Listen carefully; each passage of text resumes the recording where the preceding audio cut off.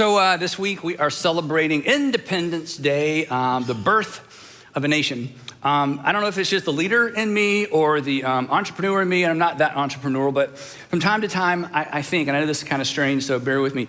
I mean, a lot of you started a company or you've launched an initiative. Imagine starting a country. Hey, let's start a country. I mean, we can't even imagine that, right? The United States of America. Now, the challenge, of course, right now is that we don't feel, and it doesn't seem like we're very united these days. And I think that bugs most of us. It seems like everything automatically gets divided up into one of two buckets, even though we're the United States of America. Everything either goes in a red bucket or a blue bucket. No matter what the issue is or whatever the topic is, immediately there's a view that divides. It's like whatever view you hold, it's like, oh, red, everything. And you're like, wait, no, I'm not 100% red. You're looking pretty red. Blue, you're blue. No, I'm not. No, yet you're blue. If that's your view on that particular topic, you go in the blue bucket. Two buckets, right and left, right, red and blue. And I don't think anybody's happy about that, are we? Are you happy about that? I mean, normal people aren't happy about that. Normal people don't like to be pigeonholed. Like, wait a minute, all I said was, well, clearly you're Republican. Well, no, no, normal people don't like that. But, and don't tell anybody I told you this, some people love it. Some people love the division. And the reason is there is a lot of money to be made by keeping us divided. And there's a lot of power to be preserved by creating the sense that we're more divided than we actually are. I mean, you're adults, you know this. Suspicion is profitable. Fear is very profitable. Division, consequently, is profitable. I mean, if you convince me there's somebody I should be afraid of, and if you convince me that you will protect me from that person for a donation and a vote, well, I'm gonna give you a donation and a vote so you'll protect me from those evil people, those racist Republicans and those socialist Democrats. Because clearly you have talked to every single Republican and you know for sure they're all racist, or you have talked to every single Democrat and you know for sure they're socialists, right? I mean, the socialist, so you know all of them. Like you've talked to all of them and they're all socialist or they're all racial. Well, no, but see, we know that's not true, but it's just so easy to allow ourselves to be pushed into those corners. And the other thing, this is kind of personal, and on a topic like this, I just have to be honest. I can't be personal because my opinions really don't matter. You haven't hired me to tell you what I think about stuff. That's not even that interesting. But so you know, I do have an opinion about everything. And the reason I know that, Sandra's here today, from time to time, she'll say, do you have to have an opinion about everything? And I'm like, doesn't everybody have an opinion about everything? She says, no. You don't have to have an opinion about everything. So when if you don't know me or you're new to organization or you listen for the first time, if your summary of me is, oh, he's just kind of down the middle milquetoast guy, I assure you that's not the case. I have very, very strong political opinions, but you know what? That's a little bit part of the problem, and it's why we're gonna talk about this today, even though some of you are already nervous about the topic and I'm just getting started. But that's on purpose too, because when you took speech class in high school or college, remember your speech teacher said, when you create the introduction to your talk, make sure your introduction gets people's what? Yeah, so I have your attention, so it's working. Anyway, so the other thing that kind of bugs me about what's going on now is neither side thinks the other side is paying their fair share. And for the life of me, nobody will tell me what the fair share is so I can pay it. But here's the problem. The problem where they don't pay their fair share, is that it leaves us all less inclined to share because we're divided. You can raise a lot of money on the far left. You can raise a lot of money on the far right. But you don't solve problems there, ever. And I know this is gonna bug you a little bit, you won't find Jesus there because you can't love well from there. And it's why I do my best. And it's why I wade into this topic every once in a while when it seems appropriate, because I don't want us to be found on the far right or the far left either, because Jesus isn't there and problems aren't solved there. And I understand your frustration, and you can go ahead and formulate your email in your mind because I read all my email, okay? I do. And the more extreme your email, the more likely it is that I'll call you to say, hey, that was fascinating, you know? Never seen that combination of words before to describe a pastor. But anyway, And it's why it bugs you, because I get it, I understand. I'm really not critical. Andy, you need to take a stand. You need to take a stand. I'm like, I am taking a stand. I'm standing in the middle.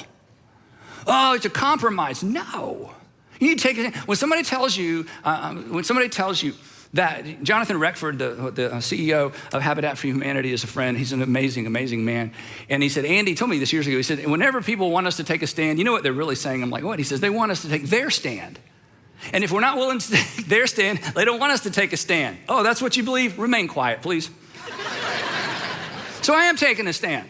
But if you stand on the far left and the far right, unless you're raising money or trying to be a fear monger, you're just not. I mean, it's an echo chamber. You're going to have lots of friends who all believe the same things you believe and see the world the same way you do. And that's great if you're just an average person.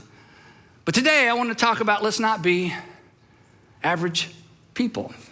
It's why I do my best at times to say, come on in from the far left and come on in from the far right. Not because I don't have an opinion, not because I don't have standards, and not because I don't have a lot of energy around our nation and solving problems, but because I do. And the solutions, I mean, you can go back in our own history, even our most recent history, believe it or not. And the problems are solved when people from the extremes come to the middle. So let me ask you this way, okay? Why, just before you tune me out, why do we fall so easily? We're adults, we should know better. We don't want our kids to do this. Why do we so easily fall for rhetoric? Because it's rhetoric. Why do we fall for rhetoric that divides us? I mean, has division, I don't think there's a good answer to this. Has division ever led to a solution? If it has, it's the exception, certainly not the rule, right? I mean, can demonizing, this is the part this is just drive us crazy. Can demonizing half the population based on party affiliation or skin color bring us together? Can demonizing and criticizing half the population because of party affiliation or the way somebody acts or the way somebody believes or the way somebody looks, can demonizing a whole group of people that you don't even know, I don't even know, can that possibly bring us together? The answer is no. Here's an idea. Why don't we despise division as much as we despise people who don't vote like us? The enemy is not the Republican or the Democratic Party. Our enemy is not a party. Our enemy is the division, because it slows everything down and it causes people to be hurt and it causes people's voice not to be heard when the pendulum swings from one extreme to the other. So why don't we all just decide, you know who the enemy is? The enemy is the division. And when you're alone by yourself thinking about this, you know, and I know this is absolutely true, because it's in the middle. Again, you know this from family. You know this from your business. You know this if you're in sales. You know this in a variety of arenas. That in the middle is where people lay aside their entitlement. In the middle is where people are willing to lay aside their personal agenda to do what's best for one another and to solve problems for the community. In the middle, what's obvious becomes apparent. In the middle, we all agree on this, regardless of your political persuasion or your religious persuasion, or if you even have one. In the middle, we say, yeah, here's what's obvious, here's what's apparent. What's best for people is what's best. What's best for people is what's best. What's best for people is what's best. And in the middle, we can debate what's best for people without dehumanizing and without demonizing people who don't agree with us about what's best for people. Because we will always disagree around the edges and we will always disagree around the margins about what's best for people, but we can't disagree, and hopefully we don't disagree, that what's best for people is what's best. And those solutions are found when we come together and leverage our resources, all of our resources, and all of our brain trust to solve the big problems that we wrestle with in our communities, in our nation, and ultimately in the world. And it seems to me, I mean, maybe I'm naive that every American should be able to see through the spin that characterizes our politics. But Christians, and by Christians, I don't just mean people who believe, Jesus is the Son of God. I'm talking about Jesus followers, people who are trying to live this thing out. We of all people should be able to see through and poke through and make our way through the spin. So here's what I want to do for a few minutes. And this is going to be uncomfortable for some of you, and I understand it. And I've asked you to do this before. for just a few minutes, and if you're new, if you're watching for the first time, I know you're suspicious and you've got your guard up. I understand, you should, you know.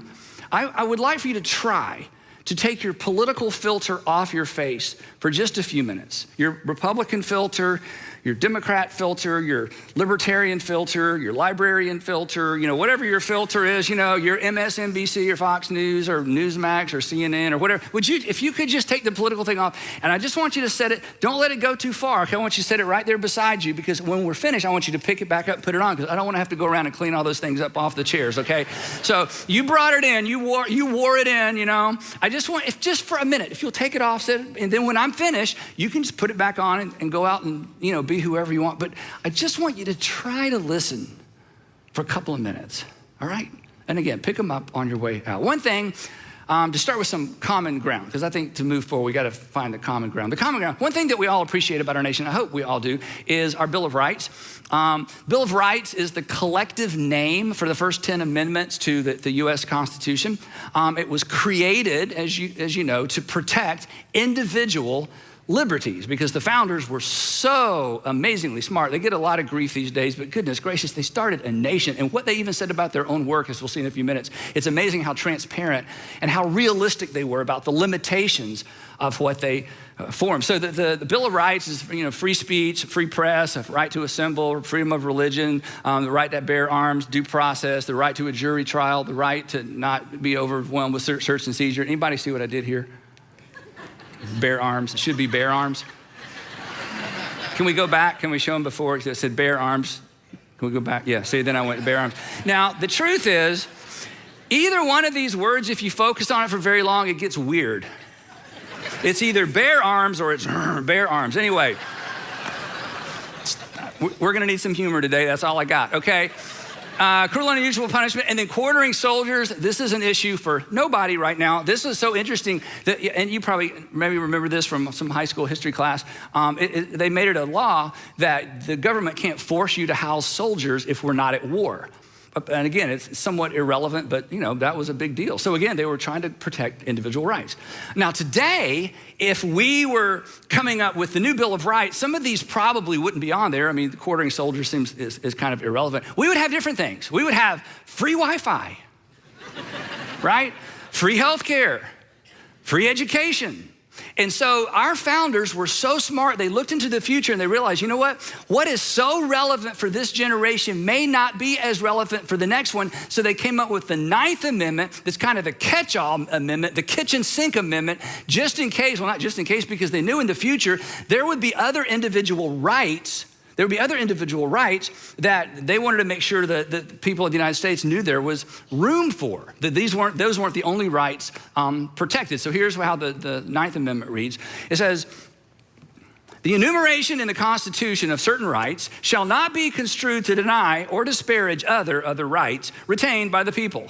It's like, what? So basically they're saying there's gonna be some other things that come down the road, and so this isn't saying this is the only list, so this is kind of the kitchen sink. So I think, it's my opinion, if we were to rewrite the 9th Amendment, because it's a little legalese and a little stilted, our version of it would look more like this. It would be like this. The right to do what I want, when I want, with whom I want, as long as it doesn't interfere with anyone else's rights. Because this is kind of the American way. I mean, this is why people love to come to this country. This is kind of what we expect. Now, this brings us to the tension point I want us to talk about a little bit. And it's something that all of us know intuitively and from experience, and it's something that the founders were so dialed into, and yet it's something that's so easy to lose sight of. That rights must be coupled with responsibility or things go terribly wrong.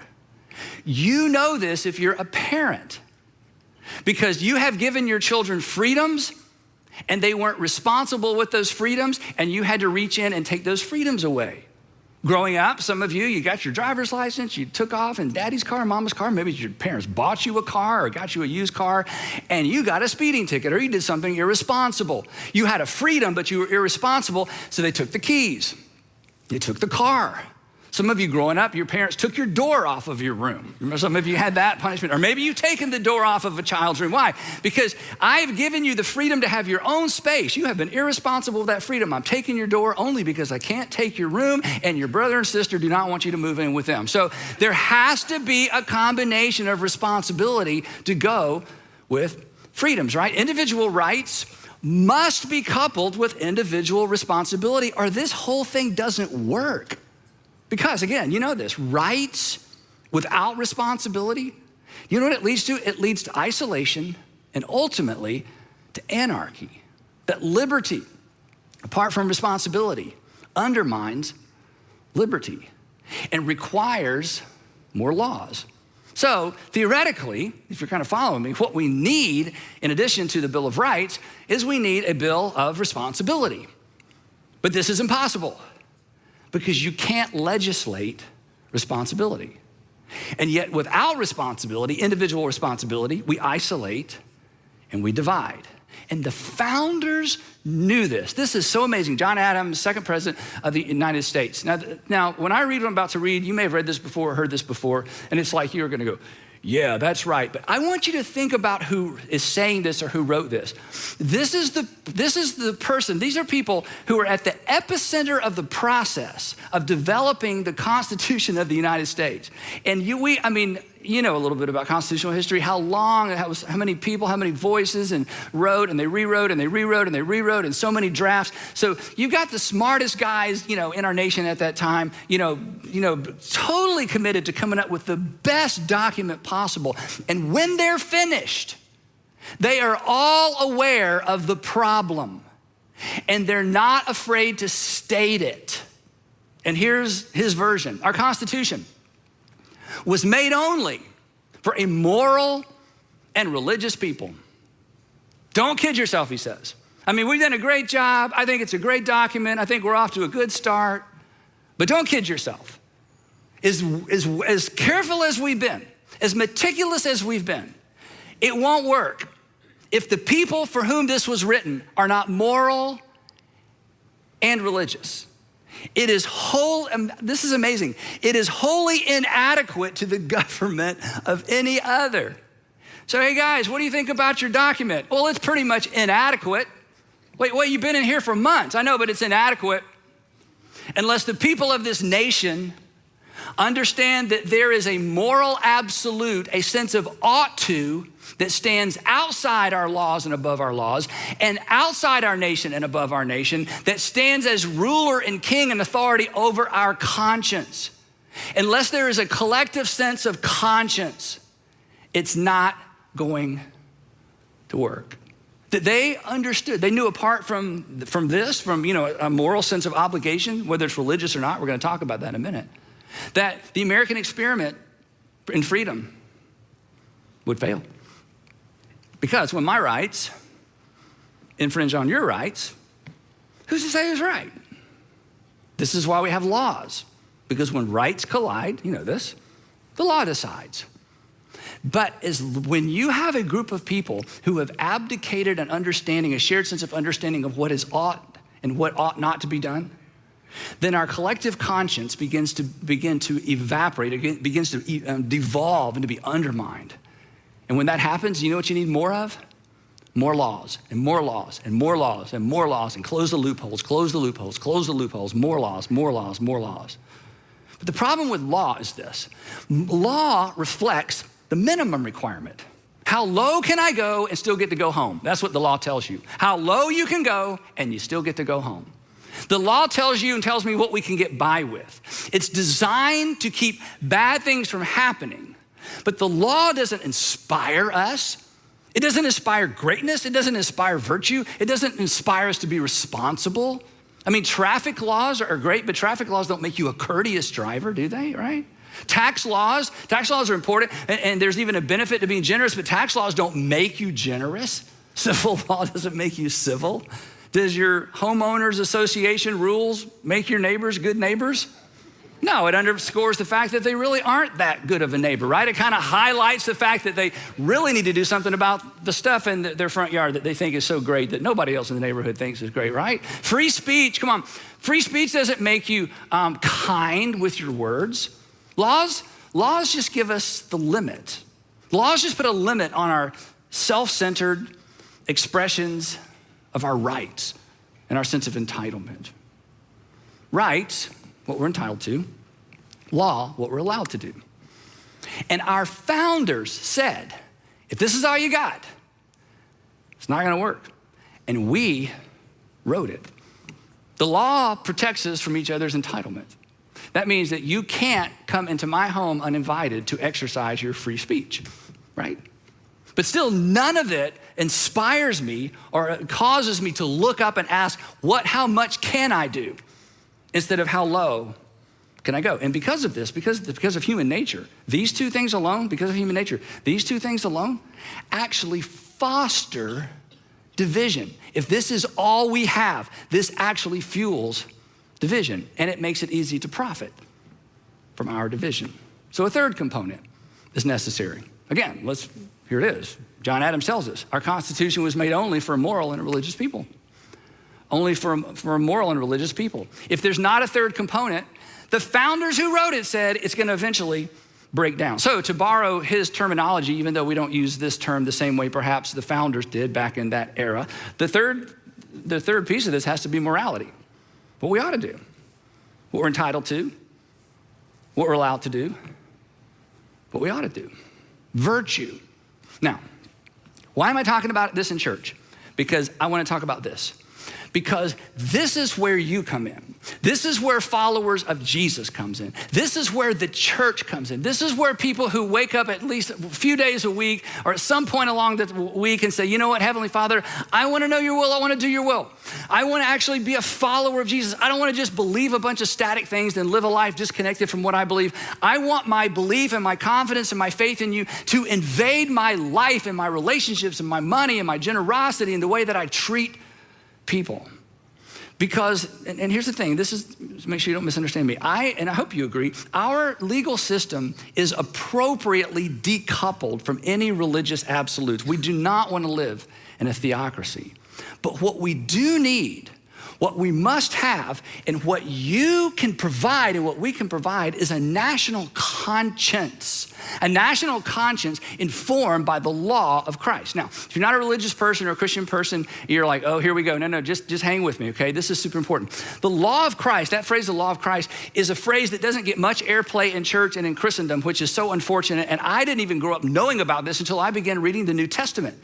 The phrase, the law of Christ, is a phrase the Apostle Paul coined to describe and to summarize Jesus' new covenant command. That before Jesus was crucified, he said, Moses was your guy, now I'm your guy. Moses was your guy, now I'm your guy. Moses gave you the law, I'm giving you a new law. How many? Just one, and here it is. As I have loved you, as I've honored you, treated you, cared for you, accepted you, as I have done for you, he says to his followers, I want you to do that for everybody else. And the Apostle Paul comes along. He was the greatest Pharisee who ever lived. We know because he told us, very good self-esteem, very, very healthy sense of self-esteem. So I'm the greatest Pharisee ever. And then he said, all that great stuff I did as a Pharisee, it's like garbage compared to following Jesus. And the Apostle Paul comes along and he takes this giant idea of do for others what God through Christ has done for you, and he calls it the law of Christ. He references in Galatians chapter 6 and 1 Corinthians chapter 9, verse 21. And here's what it looks like, teased out in the real world. This is why if you're not a religious person or not a Christian person, you should embrace this. This is the world you want to live in. This is the community you want to live in. These are the kinds of kids you want to raise. And whether you ever decide to follow Jesus or not, these ideas, if they would shape our conscience, it would address every single social ill and perhaps almost every single legal ill that we deal with, and would impact the way that we treat and respond to the world. To honor one another the way that God through Christ honored us. Honor one another. Honor one another. Do you know what it means to honor one another? It means you don't dishonor anybody. It means that you defer to other people. It means that when you see people, you see someone initially, automatically, initially, right out of the gate, you see somebody made in the image of God, who reflects the image of God, someone for whom Christ died. Someone as valuable as you. We honor as God through Christ honored us. I'm gonna treat you honorably, not because you necessarily deserve it. I don't even know you that well. I'm gonna treat you honorably because my heavenly Father saw that you had so much value. He sent his son to pay for your sin. And at the foot of the cross, it is a leveled playing field. So I'm gonna honor you. What if that informed the national conscience? To care for one another, the way that God through Christ has cared for us. You can't mandate care, right? You can't legislate care. Care is I don't have to, but I choose to. To forgive one another, the way that God through Christ forgave us. Forgiveness is a gift. You can't legislate forgiveness. You can't demand forgiveness. You can't create a law, we have to forgive. Forgiveness is a gift, and if it's a law, it's no longer a gift. Forgiveness is a free will gift. Forgiveness says this: you owe me because you hurt me. You owe me because you damaged my reputation. You owe me because you took from me. You owe me because of what you said about me. You owe me. But I'm deciding freely to cancel that debt. I'm gonna walk halfway across that bridge, and the door is open if you choose to walk in my direction. Imagine a national conscience connected to, informed by forgiveness, to accept one another the way that God through Christ accepted us. Do you know how God accepted you? As you were. He accepted you when you were unacceptable. You're like, well, I wasn't all that unacceptable. Well, compared to some folks you know, no.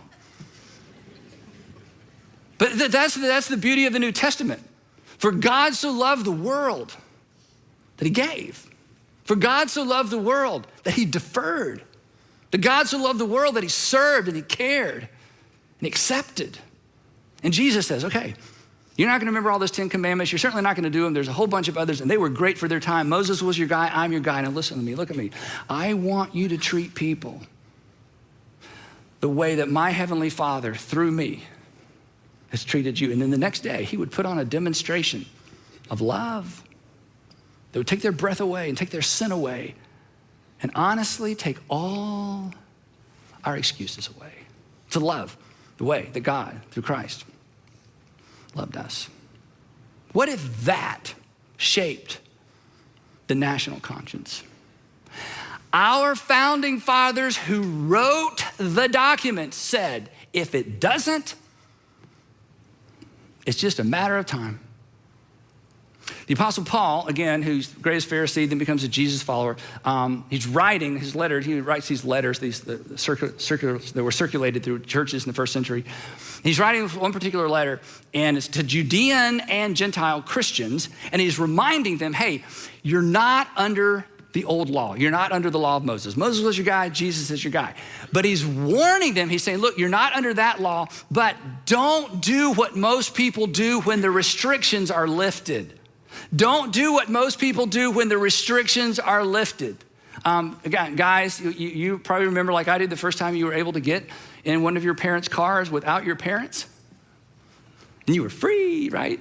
I was in a 4-door beige Catalina 455 4-barrel, which means nothing to most of you, but I'm telling you, it was a tank and it was all steel. And why in the world they let me drive off in my mom's car, I don't know. And I was not, just admit, I was not careful. Because I was not supervised. I was not careful because suddenly I had this new freedom and I could do what I want to do. I don't have somebody over there in the passenger seat, trying to stick their foot through the floorboard of the car to slow us down, Whenever we get new freedoms, our tendency is to abuse those freedoms. Paul says, look, your heavenly Father has reduced it to one overarching command. But because certain restrictions have been lifted, don't leverage your freedom for your benefit. Here's what he says. You, my brothers and sisters, were called to be free, yes, but what? But don't use your freedom as an excuse to do whatever you want to. But don't use your freedom to indulge the flesh. In other words, you're free, but you're not free for your sake. You've been resourced. You're not resourced just for your sake. You have opportunities. It's not just opportunities for your sake. You have entitlement. You have rights. You have law. You live in the United States of America. Hello. But it's not just for your sake. So here's what he's saying. Don't stoop to, is it illegal? If it's not illegal, it must be permissible. Don't stoop to how low can I go? He says, you've been given a brand new freedom, but I don't want you to consume it on yourself. Rather, and he goes right to the heart of Jesus' new covenant command. Rather, here's what I want you to do with your freedom. Rather, I want you to use those resources. I want you to use your margin. I want you to use your freedom to serve one another humbly in love as your Savior served you. But neither the law nor the Constitution or the Bill of Rights can make us serve one another. As an American citizen, you have every right not to. As an American citizen, you are entitled not to. The question is, will we choose to? Because unity can't be mandated. Unity must be chosen. And here's the most important part. And somebody has to go first. How about going first? In your family, in your community, at work? I'm telling you, if you go first, your people are going to be upset. They'll feel like you're abandoning the cause. You're leaving the party. What's happened to you? Who you been listening to? What have you been reading? Liberal, conservative. Oh, you've just been consumed by capitalism. Oh, you've just been consumed by socialism. You go first, you move out of your corner, you move out of your little echo chamber with all your friends and people who all believe the same thing, look the same way, and act the same way. As soon as you start moving, you'll be criticized. Somebody's got to go first. It seems to me Jesus followers should go first, because if we follow Jesus, he's not going to lead us far left, and he's not going to lead us far right. As one of my favorite seminary professors, Tony Evans, some of you listen to Tony on the radio. When I was in seminary, he taught me in school. One day he was in class, and Tony, he's African-American, and in class he would kind of leave lecturing and start preaching. And I'll never forget this. I'm not going to try to mimic him. He's just too amazing. But he was lecturing. We're in some, I don't know what we're talking about. He said, Jesus didn't come to take sides. Jesus came to take over. And we all started clapping in class like, yeah, preach it, Tony. But it's true. I mean, read the Gospels. He's sandwiched between an empire and a temple. The temple's like, come on, be one of us, be one of us. You know. The empire's like, no. Jesus is like, no, I've not come to take sides. He said, look at me. I have come to introduce the kingdom of God to earth, and everyone is invited to participate in it. And there's a simple kingdom ethic. It's others first, as your heavenly Father placed you first. When we choose to set aside our right not to love and not to care and not to accept and not to forgive, when we set aside those rights not to do that, the distance between us decreases. Then here's what he said next. He said, this is amazing. For the entire law, talking about the law of Moses, so complicated and so complex, and I'm not being critical, the law of Moses was so advanced compared to all the ancient law codes of its time. I mean, we've talked about that before. I mean, the law of Moses was way ahead of its time, but it had a time, it had a limit, it had a parentheses, it had a bracket, it was come to an end.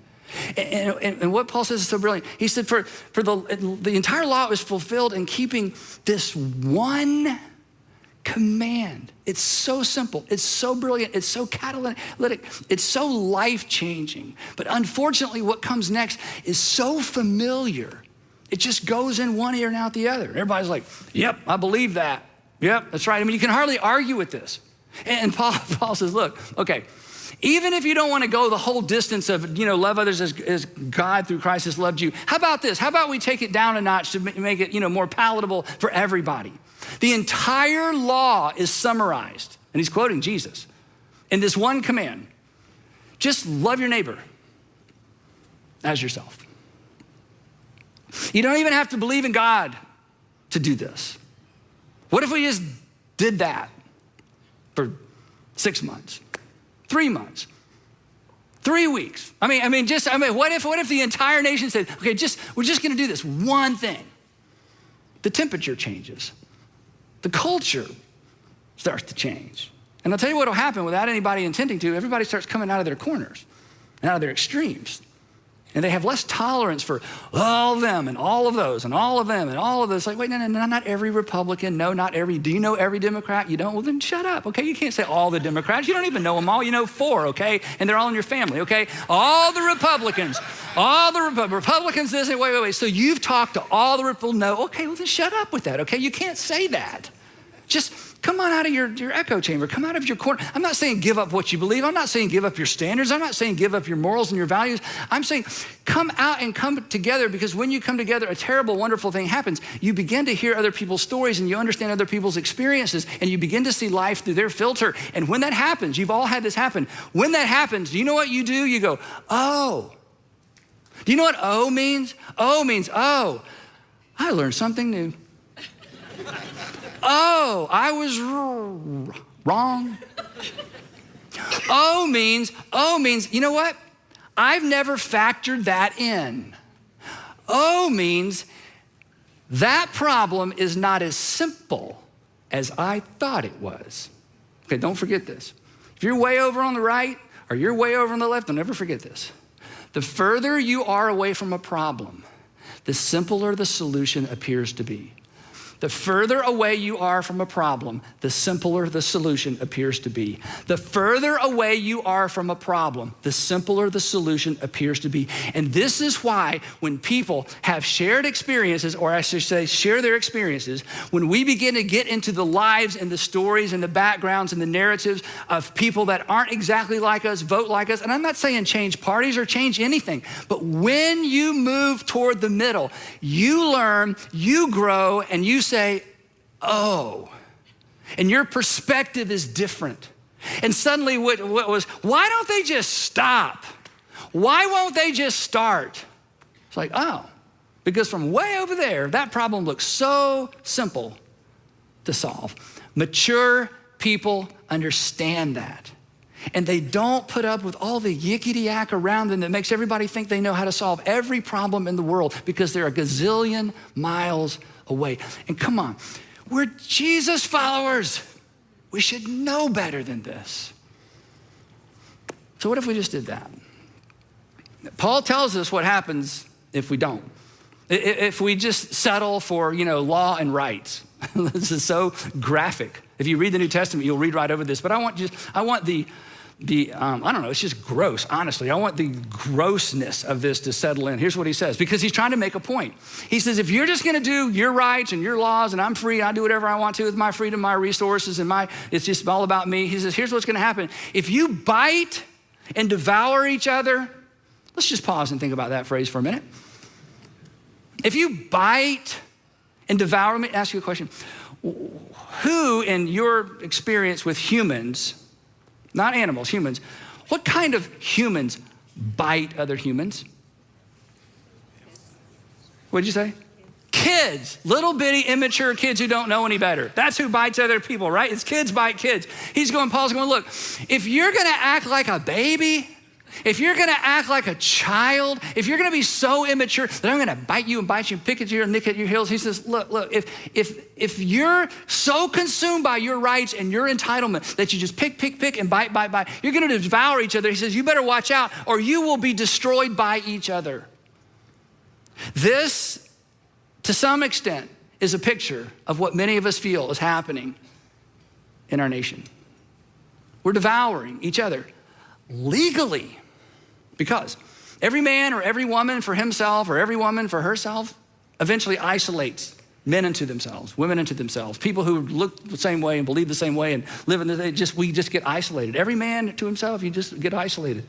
And eventually, some of you know this, eventually every man to himself divides a man from himself and a woman from herself. C.S. Lewis says that's what hell is.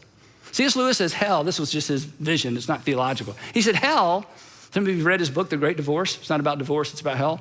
Why they call it The Great Divorce, you have to read the whole book to figure it out. He says hell is everybody gets whatever they want just by thinking about it. That's hell, because nobody needs anybody and everyone is isolated. So, wrapping up, I wanna give you 3 suggestions. If this sounds familiar, I hope so. I have suggested these things before. I'm gonna come back to them over and over and over because I want us to get it right. And I want the church in general to get this right. And it's not easy, but it's so simple. And if we would just put on a different filter, or if we keep our faith filter on before our political filter, we can do this. I mean, I don't know you. This is the world you want to live in.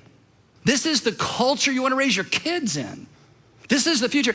And the founding fathers, again, I know I keep saying that, at the epicenter of the action say, hey, if you don't do this part, and we don't know how to legislate it, we could not figure out how to write it into the Constitution. If you don't get this part right, the rest of it, well, it's just a matter of time.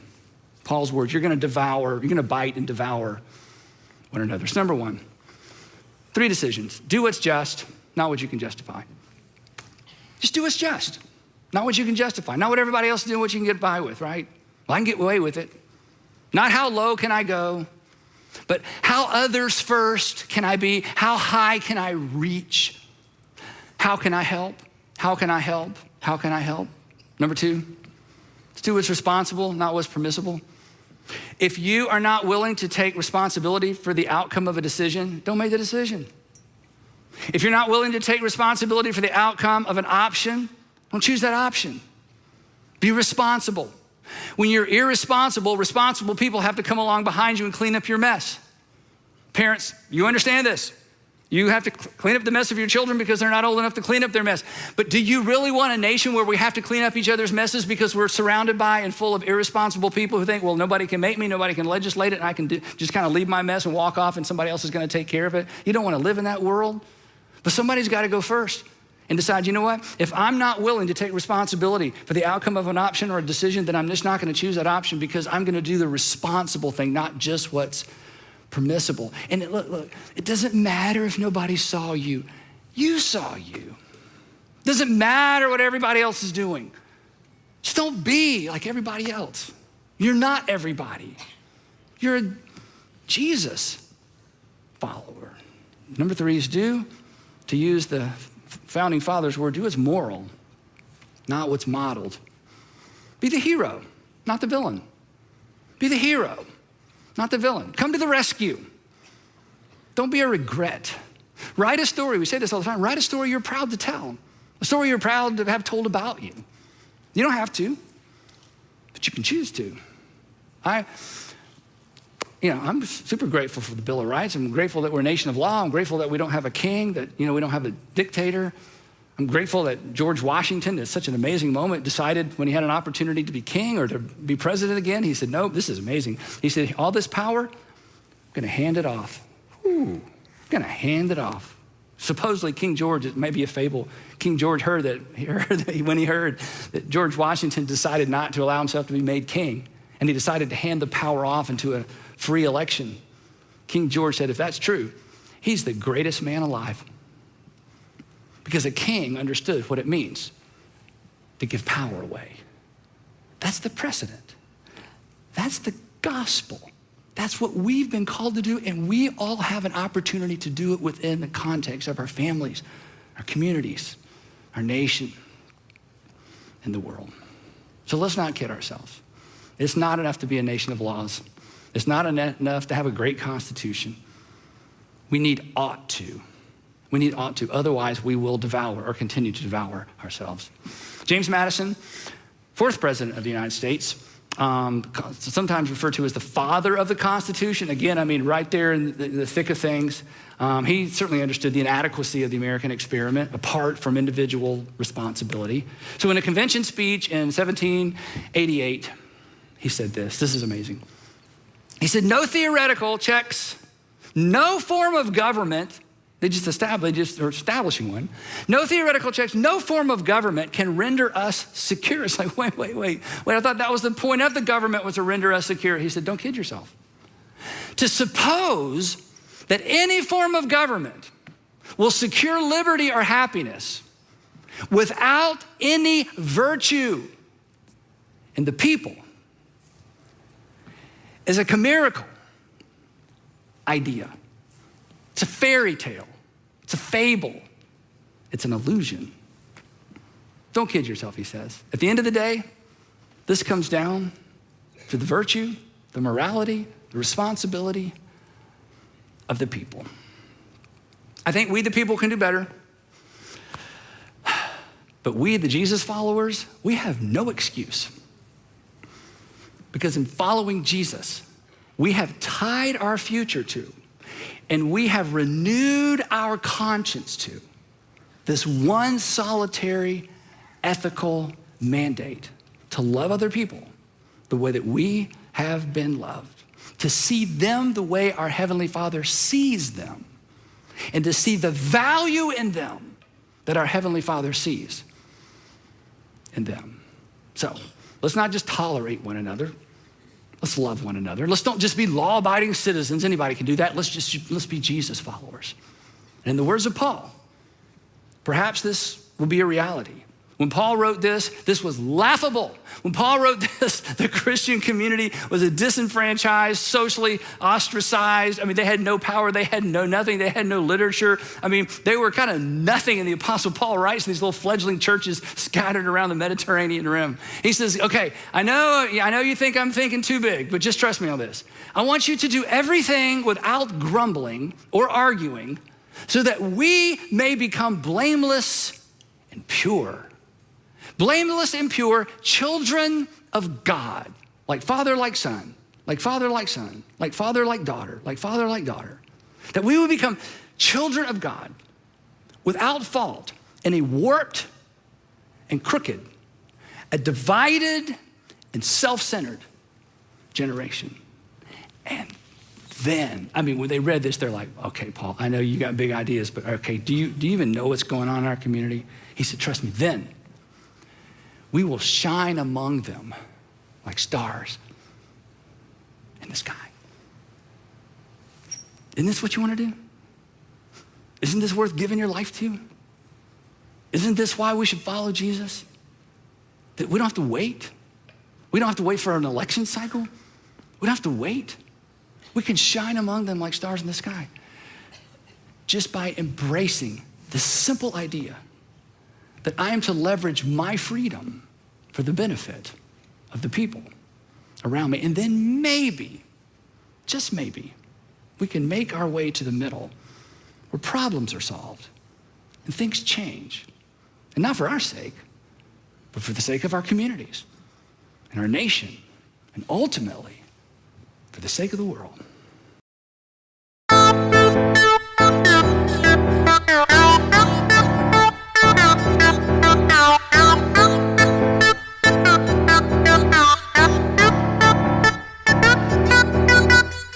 Hey, brandy baby in the high heel on.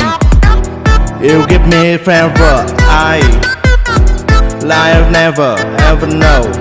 You are sure the products of love life. I like the fruit of your walk, your talk, your dread. I feel your favor from my little crowd. You freak you. I'll be my car, and we in the town. Just kiss me baby, and tell me try that you the one for me. The way you make me feel, the way you make me feel. You really turn me wrong. You really turn me on. You knock me up off my feet. My lonely days are gone.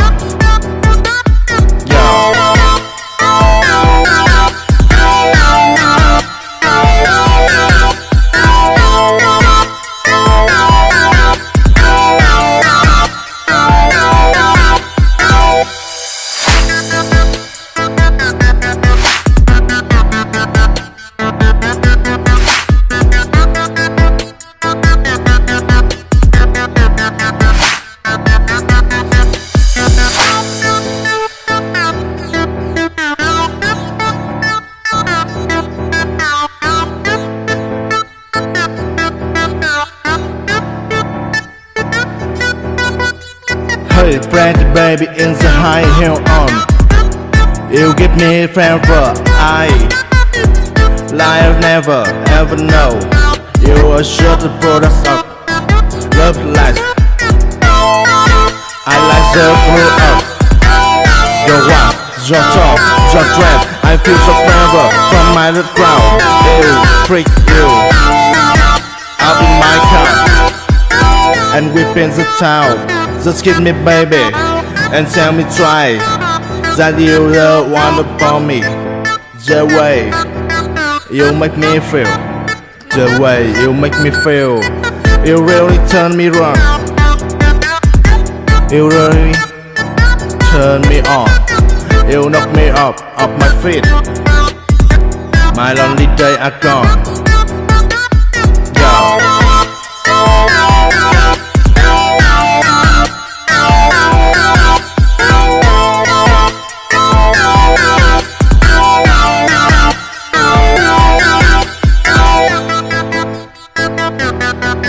Thank you.